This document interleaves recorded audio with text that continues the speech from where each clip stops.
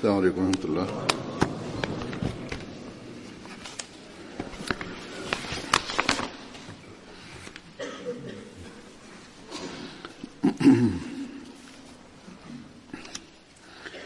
أشهد أن لا إله إلا الله وحده لا شريك له وأشهد أن محمدا عبده ورسوله أما بعد فأعوذ بالله من الشيطان الرجيم بسم الله الرحمن الرحيم الحمد لله رب العالمين الرحمن الرحيم مالك يوم الدين إياك نعبد وإياك نستعين اهدنا الصراط المستقيم صراط الذين أنعمت عليهم غير المغضوب عليهم ولا الضالين.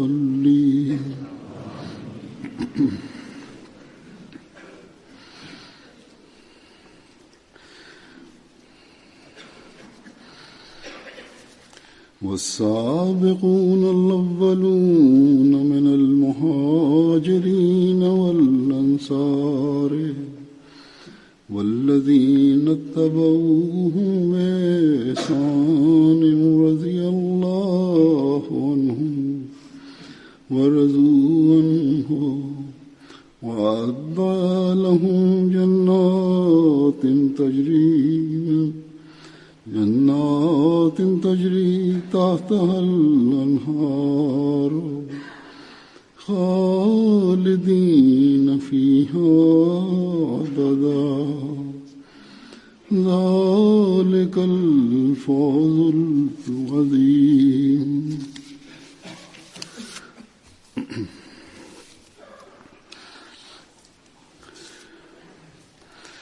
और मुहाजिरीन और अंसार में से सब Euzubillahimineşşeytanirracim. Bismillahirrahmanirrahim.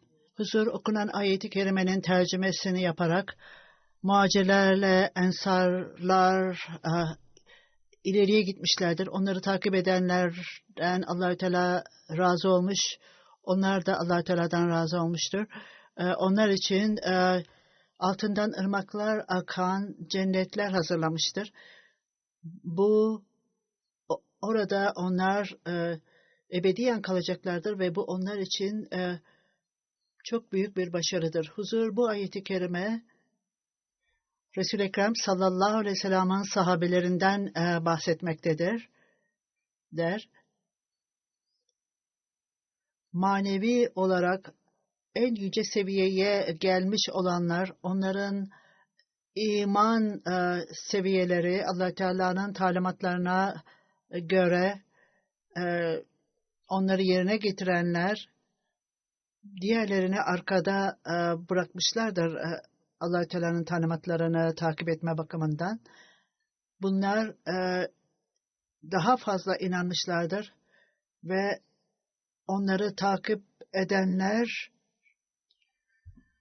arkasından gelenler için iyi örnek bırakmışlardır ki onları takip etsinler. Bunun için Allah-u Teala onlardan sonra gelenleri örnek model olarak açıklamıştır ondan sonra gelen sahabeler için ve Allahü Teala onların iman standartlarından ve yaptıkları amellerden Allahü Teala razı olmuş ve onlar da Allahü Teala'nın rızasını kazanmak için hayatlarının amacını bunu hayatlarının amacı haline getirmişlerdir ve her durumda, her şartta bunu kabul etmişlerdir. Allah Teala kim onları örneklerini takip ederse, onların bağlılıklarını, dinlerini ve davranışlarını takip ederse ve salih amelleri,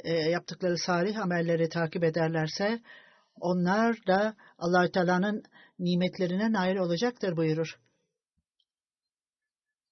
Bu sahabelerin yüce makamlarıyla ilgili olarak Allah Teala Resul-i Ekrem sallallahu aleyhi ve sellem'e onlardan haber vermiş ve bu insanları açıklayarak onların hidayet amacı olduklarını bildirir. Hazreti Ömer radıyallahu anh'ın bildirdiğine göre ben Resul-i Ekrem sallallahu aleyhi ve sellem'in şöyle dediğini duydum. O şöyle buyurdu. Ben sahabelerimin farklılıklarıyla ilgili olarak Allah-u Teala'ya sordum. Ve Allah-u Teala bana, ey Muhammed sallallahu aleyhi ve sellem,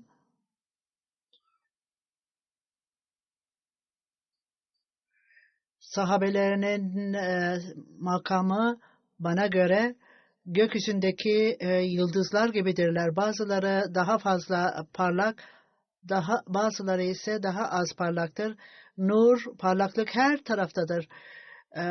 Kim senin sahabelerini takip ederse benim anlayışıma göre onlar hidayete erişeceklerdir. Allah-u Teala'ya göre doğru yola geleceklerdir onları takip edenler. Ve o ayrıca Resul-i Ekrem sallallahu aleyhi ve sellem'e benim sahabelerim yıldızlar gibidir demiştir. Kim onları takip ederse işte hidayeti, doğru yolu bulacaksınız buyurmuştur. Böyle olunca Allah-u Teala bu makamı Resul-i Ekrem sallallahu aleyhi ve sellem'in sahabelerine bağışlamıştır ve onların her biri bizim için hidayet ve yol göstericidir. Sahabelerin makamı esas olarak Allah-u Teala onlardan son derece memnun olmuştur ve onlar da Allah-u Teala'dan razı olmuşlardır. Bir yerde Hazreti Mesih sallallahu aleyhi ve sellem'in yazılarından birinde sahabeler Allah-u Teala'ya ve peygambere öylesine doğruluğu gösterdiler ki Allah-u Teala yolunda ve Resul-i Ekrem sallallahu aleyhi ve sellem yolunda radıyallahu anhu ve razıyallahu anhu Allah-u Teala onlardan ve onlar da Allah-u Teala'dan memnundur diye bu sesi duymuştur ve Allah-u Teala onlardan razı oldular ve onlar da Allah-u Teala'dan razı oldular. Bu en yüce, mükemmel olan pozisyon kelimelerle ifade edilemez. Onlar ne mükemmelliği nasıl elde ettiler, bunu bazı insanlar anlayamaz. Allah-u Teala'dan memnun olmak, razı olmak insanların işi değildir. Bu tamamen her şeyi Allah-u Teala'nın rızası için yok etmek ve Allah-u Teala'dan memnun olmak makamında hiçbir şekilde Allah-u Teala hakkında şikayet olmamalıdır ve Allah-u Teala kullarından razı olduğunda bunun anlamı onun bağlılığına ve gerçekliğine bağlıdır. Yüce makamda tertemiz olması ve tamamen itaatkar ve bağlı olmasına bağlıdır. Bu da göstermektedir ki sahabeler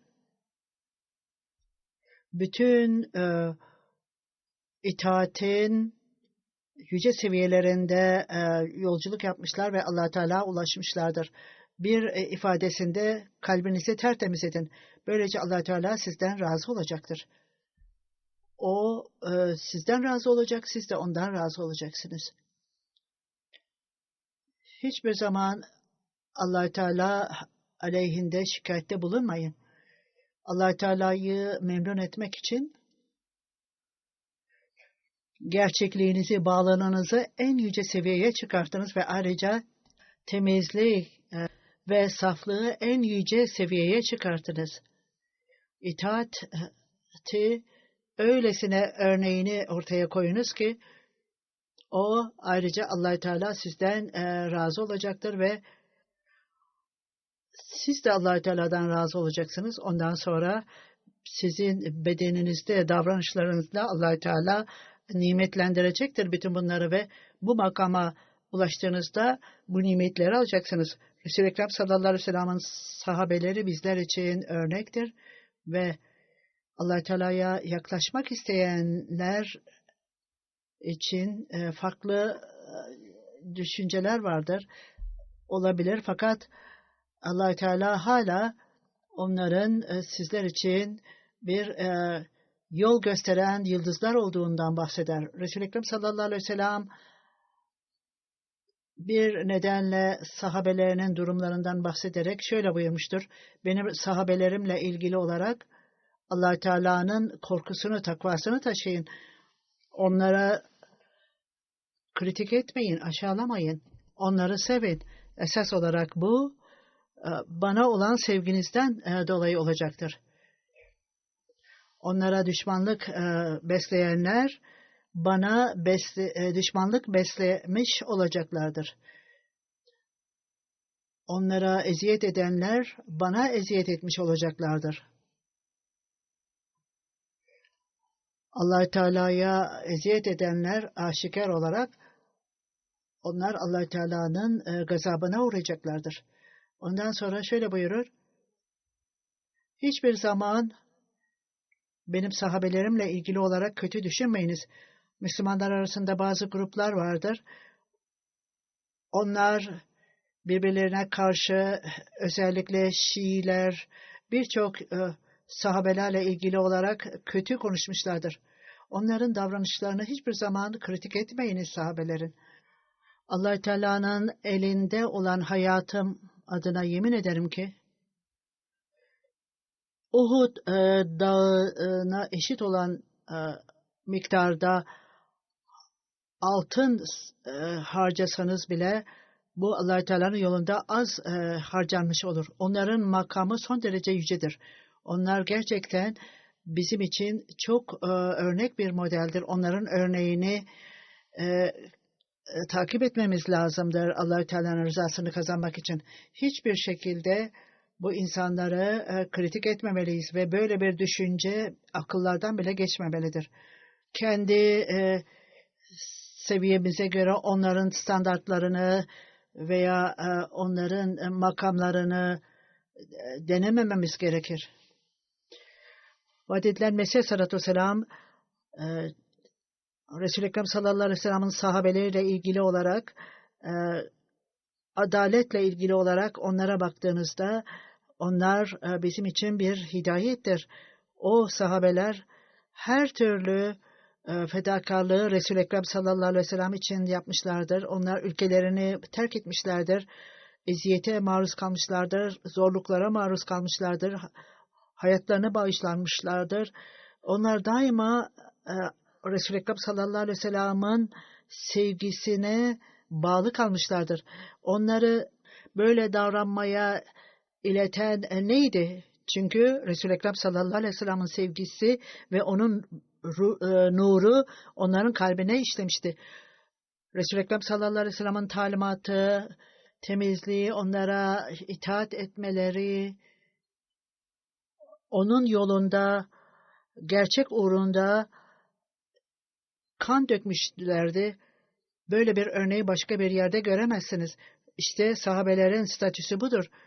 Aralarında sevgi ve saygı vardı ve bunlar bu Kur'an-ı Kerim'de وَاَلَّفَا بَيْنَ فَالْقُلُوبِهِمْ لَا أَنْفَقْتَهُمْ مَا فِي الْأَرْضِ جَمِيعًا. Yani bunun anlamı dağlar kadar altın harcanmış olsaydı bile sevgi ve saygı yaratılmış olmaz ve başka vaat edilen Mesih Aleyhisselam'ın başka bir cemaati vardır ki onlar Resul-i Ekrem sallallahu aleyhi ve sellem'in asil sahabelerinin örneğini yaşatmak istemişlerdir. Bu onun cemaati olup bununla ilgili olarak Kur'an-ı Kerim övgülerle doludur.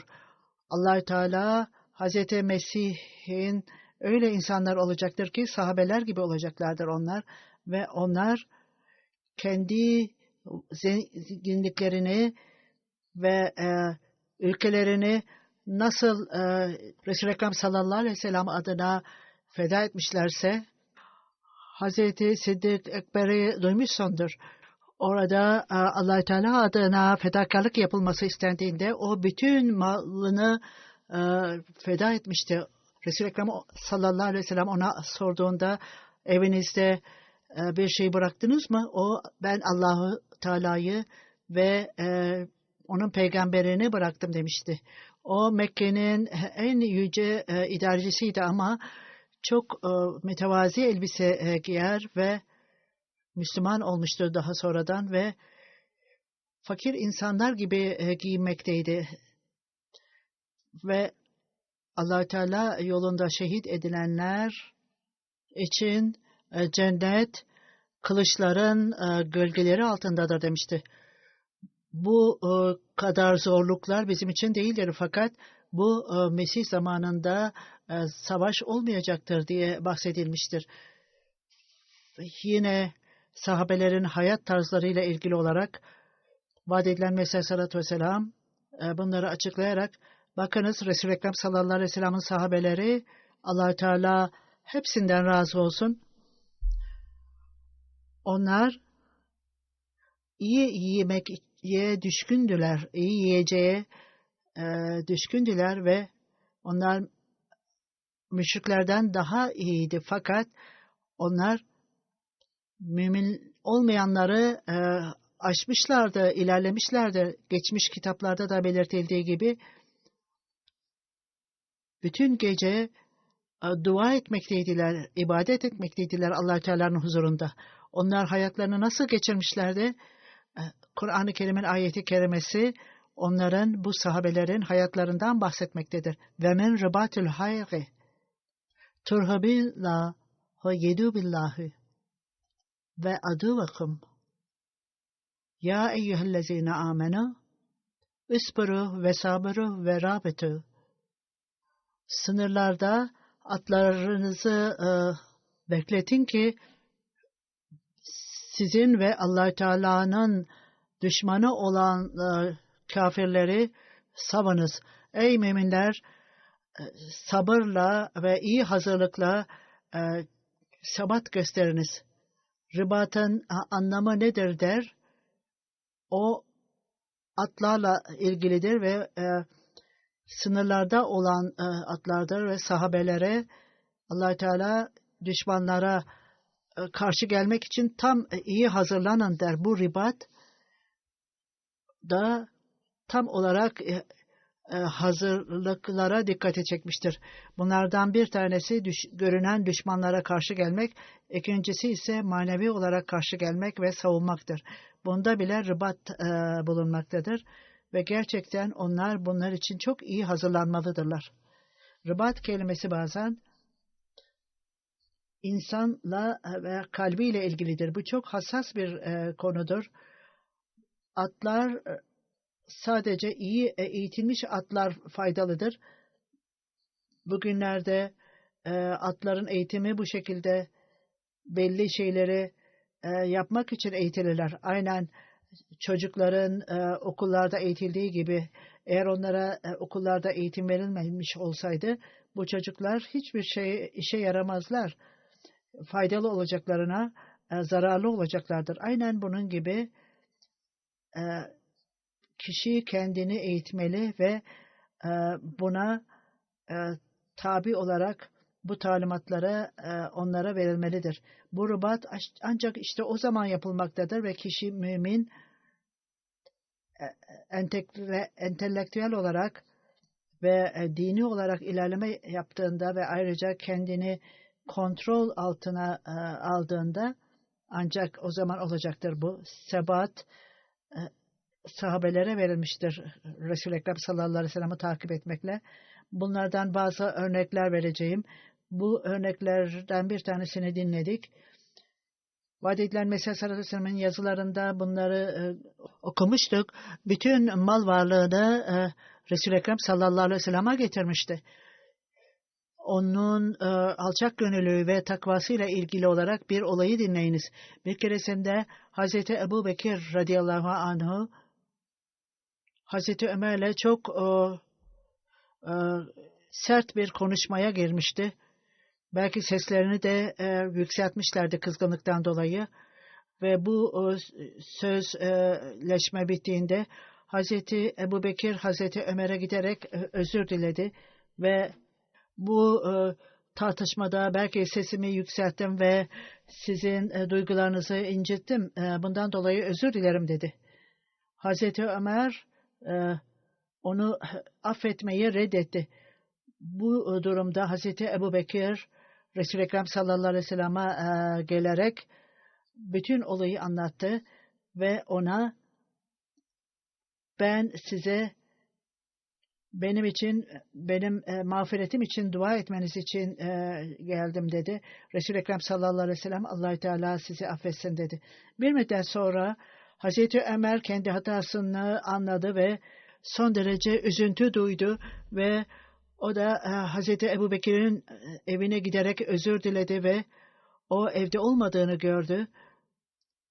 Resul-i Ekrem sallallahu aleyhi ve sellem'e gitti ondan sonra ve Hazreti Ömer de oraya gitmişti. Resul-i Ekrem sallallahu aleyhi ve sellem onları gördünce Resul-i Ekrem sallallahu aleyhi ve sellem'in yüzü kızgınlıktan kıpkırmızı oldu. Hazreti Ömer'e baktığında Hazreti Ömer Resul-i Ekrem sallallahu aleyhi ve sellem'in kendisine çok kızmış olduğunu gördü ve diz çökerek Resul-i Ekrem sallallahu aleyhi ve sellem'e yaklaştı ve bu benim hatamdı dedi. Beni lütfen affedin dedi. İşte bu alçak gönüllülüktü ve Hazreti Ömer de üzüntü duymuştu bundan dolayı ve her iki tarafta da üzüntü vardı. Bu tertemiz bir atmosferdi ve Resul-i Ekrem sallallahu aleyhi ve sellem tarafından tesis edilmişti. Onlar Allah Teala'nın nimetlerine nail olmuşlardı. Bundan dolayı Hazreti Ömer'in alçak gönüllülüğüyle ilgili olarak bir kişi Hazreti Ömer'e sen Hazreti Ebu Bekir'den daha iyisin dedi. Hazreti Ömer ağlamaya başladı. Allah-u Teala'ya yemin ederim ki Hazreti Ebu Bekir'in bir gecesi ve bir günü benim bütün hayatımdan ve çocuklarımdan daha iyidir dedi. O geceden size bahsedeyim mi? Dedi. Evet, lütfen bize söyleyin dedi.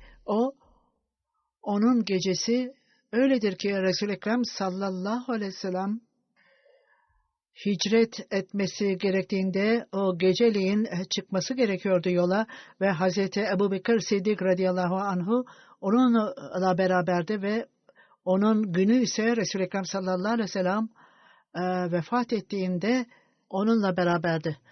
Araplar zekat ve namaz kılmaya reddederlerdi benim tavsiyeme karşı olarak. O cihada gitti ve Allah-u Teala onu başarılı kıldı ve onun doğru olduğunu Allah-u Teala ispat etti. Ve ondan sonra başka bir büyük sahabe Resul-i Ekrem sallallahu aleyhi ve sellem'in Hazreti Osman 3. halifeydi. Onun ailesine olan nezaketinde öyle iyi nitelikleri vardır ki bunlardan bir tanesi Hazreti Ayşe'nin bildirdiğine göre Hazreti Osman insanlarla en nazik geçinen ve Allah-u Teala'nın takvası olan insanların birincisiydi. Resul-i Ekrem sallallahu aleyhi ve sellem caminin genişletildiği bir zamanda geldi ve birçok kişi bu konuda fedakarlık yapmaktaydılar. Yani bu caminin genişletilmesi zamanı geldiğinde bütün buradaki bitişikteki evler caminin bir parçası olsun diyordu.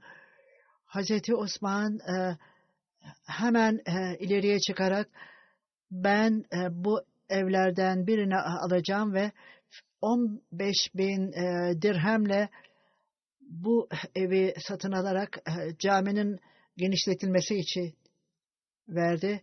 Zaman vardı, su kıtlığı vardı ve bir Musevi'nin kuyusu vardı. Müslümanların su alması çok zordu. Musevi'ye istediği parayı verdi ve o kuyuyu satın alarak bunu Müslümanlara kullanımına tahsis etti. Hazreti Emir Muaviye, Hazreti Ali ile ilgili olarak Hazreti Ali'nin niteliklerinden bahsettiğinde onu dinleyecek misiniz dedi. Bu nitelikleri dinlemeye hazır mısınız dediğinde biliyoruz ki ona karşıydı. Eğer dinlemek isterseniz bunu dinleyiniz dedi. O çok yüce bir kendi düşüncelerinde çok güçlü ve adaletliydi ve çok yüce konuşurdu. Onda daima hikmet ve bilgi fışkırmaktaydı. O bu dünyanın parlaklığından çok uzaktı ve o geceyi çok severdi. Yani gece zamanı ibadet ederdi. Dünyevi işlere dalmak yerine o geceleyin ibadet ederdi ve o çok ağlar ve çok sabrederdi ve bizim aramızda sanki bizimle beraber yaşardı. Allah-u Teala'ya yemin ederim ki bütün ona olan sevgimize rağmen huzur şöyle diyor, biz açıkça onunla konuşamazdık. Çünkü onun makamından dolayı konuşamazdık. O insanları çok sever, onlara yardım ederdi ve onlara yer verirdi. Eğer bir kişi güçlü ise ve yanlış bir şey yapmışsa ondan istifade eder ve ona bu fırsatı vermezdi. Onu orada yakalardı. Zayıf olan bir kişi onun adaletinden hiçbir zaman korkmazdı. İşte Hazreti Ali'nin radıyallahu anh'ın adaleti buydu. Muaviye de evet siz gerçekten doğrusunuz ve ağlamaya başladı. Bir keresinde Resul-i Ekrem sallallahu aleyhi ve sellem Abdurrahman bin Avf o çok yüce seviyedeydi ve çok zengin bir iş adamıydı. Zenginliğin etkisi vardı. Bir keresinde bir kişi Kabe'nin etrafında tavaf yaparken bir ses duydu ve dua ediyordu. Ey Allah'ım beni kendimin açgözlülüğünden beni kurtar. Bu kişiye baktığında o Abdurrahman bin Avf'tı. Bir keresinde bir ticaret kervanı Medine'ye geldi ve 700 deve vardı. Un, buğday ve yiyeceklerle yüklüydüler. İnsanlar çok büyük bir kervandan bahsediyorlardı Medine'deki insanlar. Bu haber Hazreti Ayşe radıyallahu anh'a geldi. Hazreti Ayşe radıyallahu anh'a ben Resul-i Ekrem sallallahu aleyhi ve sellem'den duyduğuma göre Abdurrahman cennete gidecektir diyordu. Hazreti Abdurrahman bu haberi aldığında Resul-i Ekrem sallallahu aleyhi ve sellem'e geldi ve ben size şahit olarak gösteriyorum ki bu bütün 700 deve ve üzerindeki malları dine bahşediyorum dedi. Abdurrahman bin Avf'un durumu bu noktada düşünebilir. Bir keresinde Halid yine çok tartışıyorlardı ve Resul-i Ekrem sallallahu aleyhi ve sellem ey Halid benim sahabeme bir şey söyleme dedi. Eğer birinizden biri Uhud dağı miktarında altın harcamış olsanız bile Hazreti Abdurrahman bin Avf'ın sabahına ve akşamına erişemezsiniz cihatta. Sa'd bin Vakkas başka bir sahabesiydi. O İslamiyet'i kabul ettiğinde kendisi bundan bahsetmektedir. İslamiyet'i kabul ettiğimde benim annem niçin yeni bir din seçtiniz dedi. Bunu bırakmanız gerekir. Aksi halde başka bir şey yiyip içmeyeceğim ve açlık grevine gideceğim ve öleceğim dedi. Bunun sonucu insanlar siz annenizi öldürdünüz diyecektiniz. Katili anne katilisiniz diyecektir. Ey annem dedi, hiçbir şekilde bunu yapma. Çünkü dinimi bırakamam dedi. O 3 gün 3 gece yemedi, içmedi ve sonucunda baygın düştü. O vakitte gittim Allah-u Teala'ya yemin ederim ki eğer binlerce hayatınız olsa ve bunda bir sizden ayrılsa ben dinimi bırakmayacağım.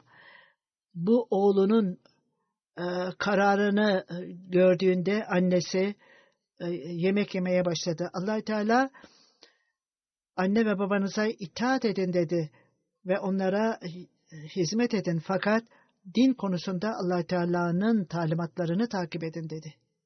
O ayrıca Resul-i Ekrem sallallahu aleyhi ve sellem'e koruma göreviyle onurlandırıldı.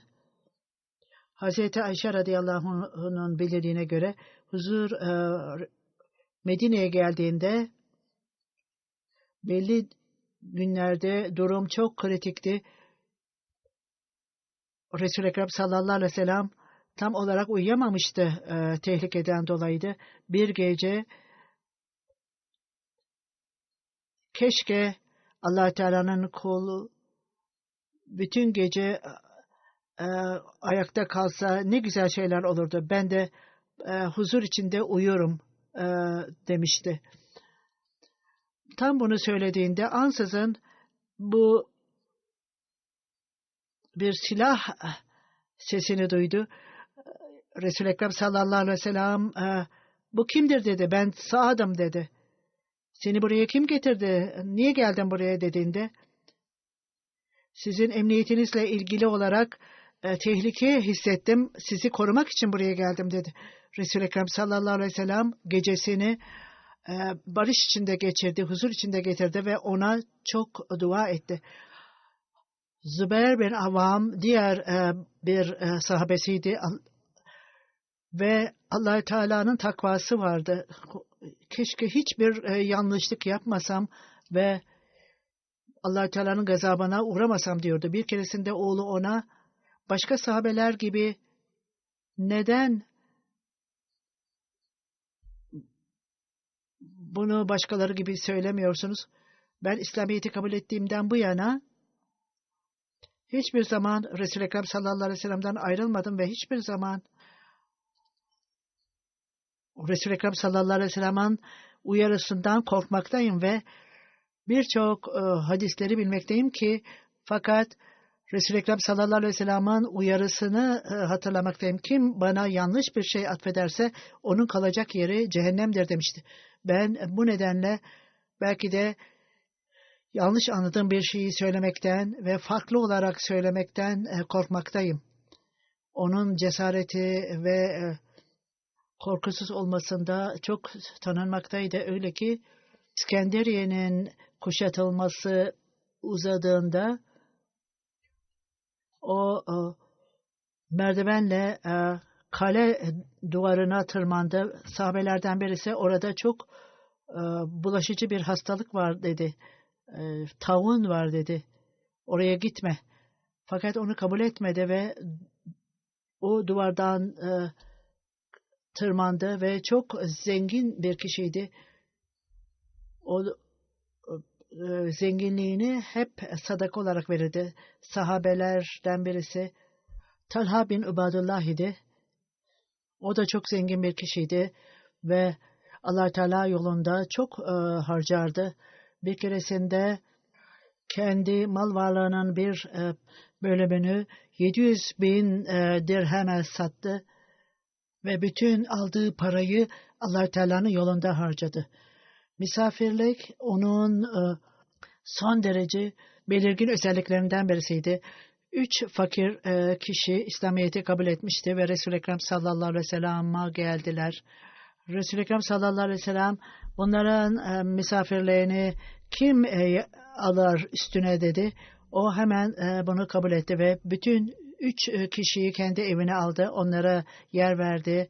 Onlara yiyecek verdi ve ta ki onları kalıcı aile üyesi gibi kendi evinde tuttu. Ancak vefat edince onlardan ayrıldı. Hazreti Talha'nın arkadaşlığı da ve ilişkilerinde de çok iyiydi. Başka bir sahabeye ceza verildiğinde insanlara yaklaşmaması cezası boykot edildi ve bir müddet sonra bütün bu cezayı çektikten sonra Hazreti Talha ona doğru koştu ve elini sıkarak onu tebrik etti. Hazreti Kâb, Hazreti Talha'nın bana verdiği reception hiçbir zaman unutamam ve hiç kimseden böyle bir karşılama almadım.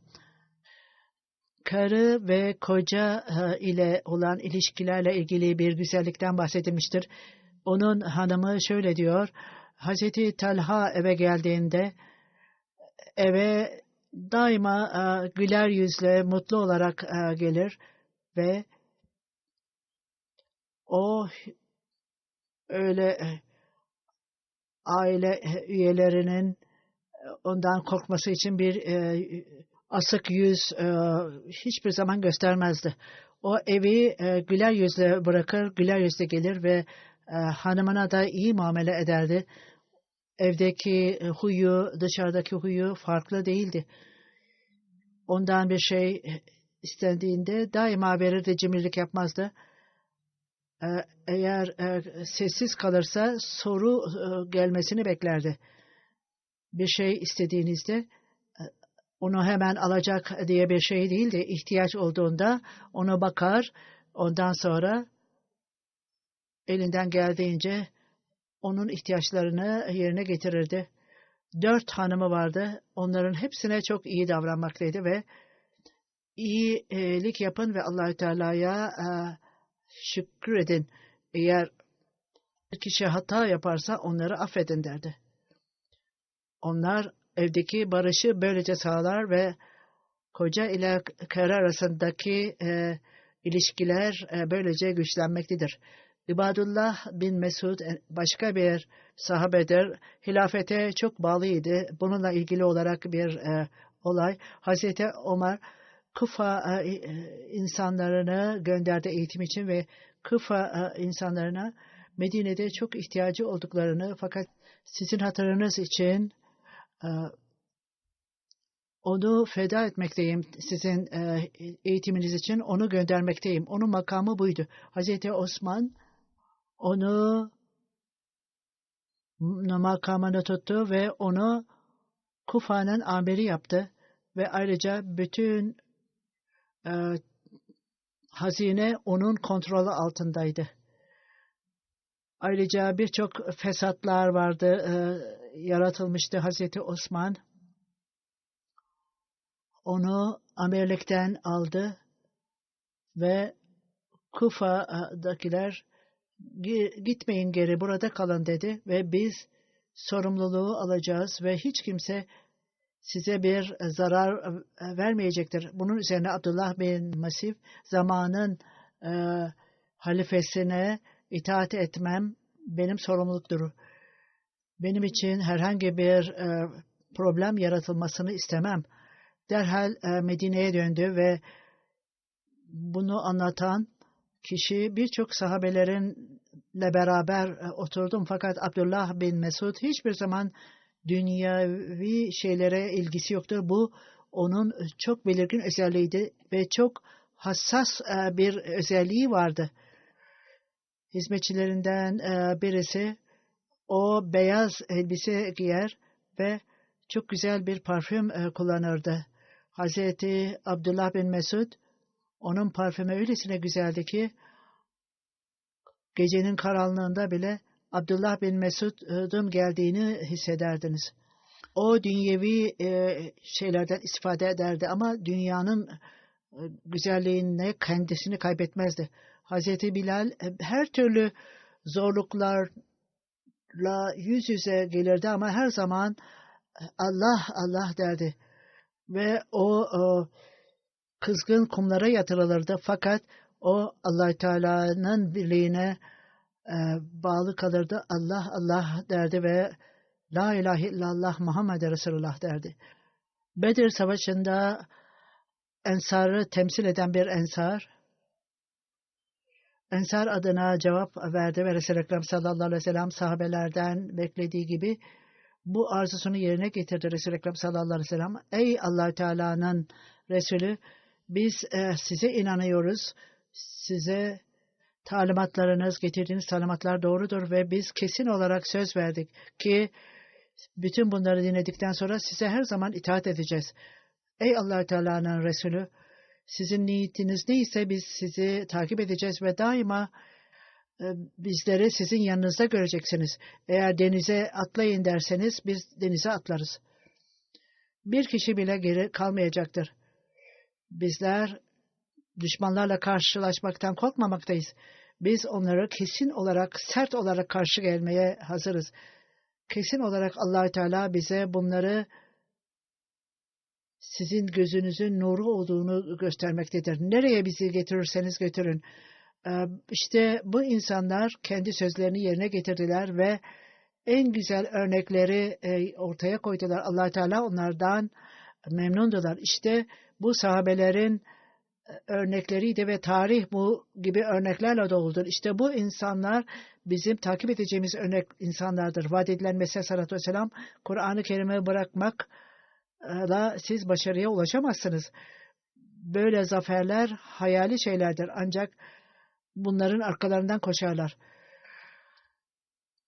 Sahabelerin örneklerini gözünüzün önünde bulundurun ve bu insanların Resul-i Ekrem sallallahu aleyhi ve sellem'i takip etmeleri ve dini dünyaya tercih etmeleri, bütün Allah-u Teala'nın onlara verdikleri sözler gerçekleşmiştir.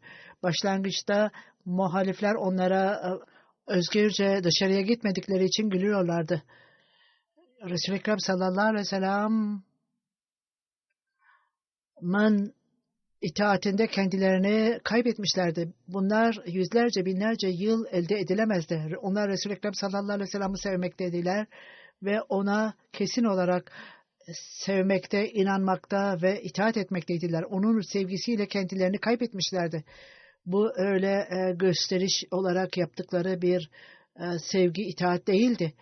Müşriklerin söyledikleri ve bütün bu şeyleri terk etmişlerdi ve tamamen Resul-i Ekrem sallallahu aleyhi ve sellem'e itaat etmişlerdi. İslam'ın talimatlarına boyun eğmişlerdi. İslam ilerlediği bir zamandı ve bir nedenle o vaat edilen Mesih sallallahu aleyhi ve sellem, Resul-i Ekrem sallallahu aleyhi ve sellem'in sahabeleriyle ilgili olarak şöyle demişti, sahabeleri, Resul-i Ekrem sallallahu aleyhi ve sellem'in sahabeleri öylesine bağlı ve öyle itaatkardı ki diğer dinler arasındaki takipçilerde böyle örnekler göremezsiniz. Allah Teala'nın talimatlarına öylesine bağlı kalmışlardır. Kur'an-ı Kerim onların övgüleriyle doludur. İçkinin yasaklanması konusu geldiğinde onlar bütün alkolleri sokaklara dökmüşlerdi.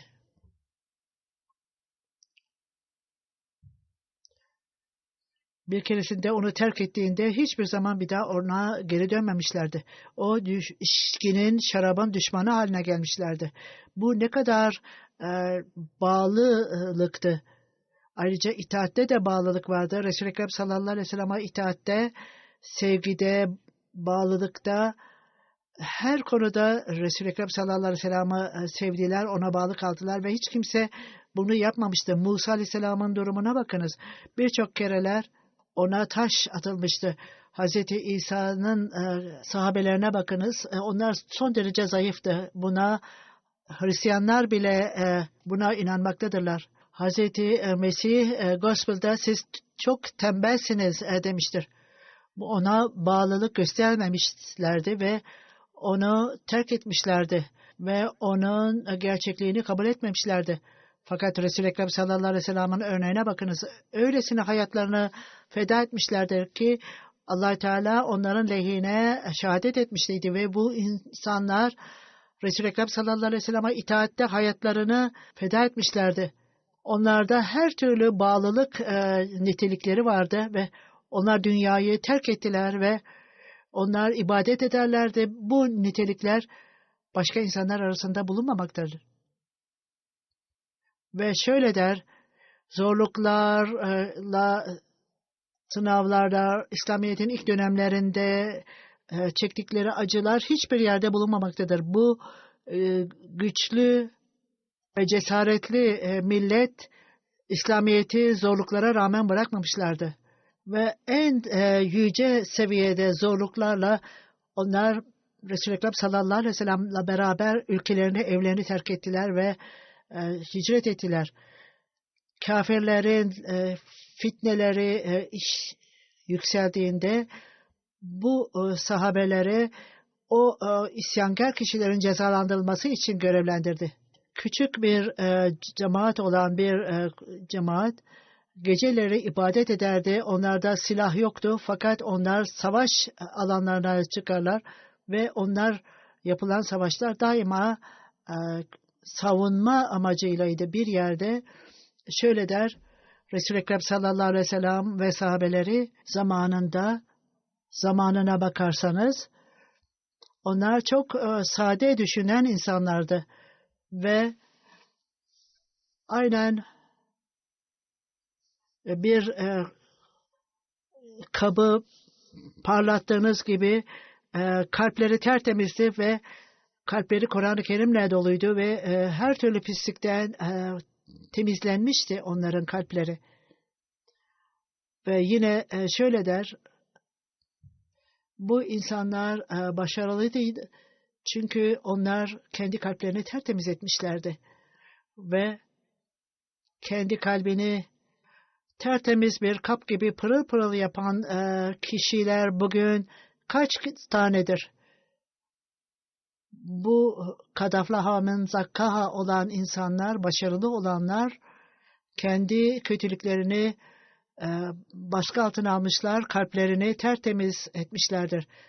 Biz kalbimizin kabını tertemiz etmeliyiz. Biz vaad edilen Mesih Aleyhisselatü Vesselam'a kabul ettik. O'na inandık ve inandığımız için bütün bunlara tabi olmamız lazımdır ki bunlar vaad edilen Mesih Aleyhisselatü Vesselam'ın bahsettiği örneklere uymamız gerekir. Resul-i Ekrem sallallahu aleyhi ve sellem'in ortaya koyduğu ve sahabelerinin takip ettiği örneklerini takip ettiğimizde ancak o zaman gerçek Müslüman oluruz. Allah Teala bizlere bunu yapmamızı nasip etsin. Amin.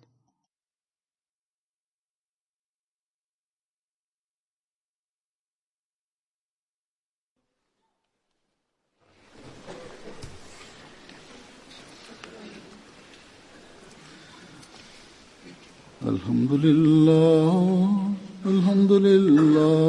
nahmaduhu ve nestainuhu ve nestağfiruhu ve nu'minu bihi ve netevekkalu aleyh ve na'uzu billahi min şururi enfusina ve min seyyiati a'malina.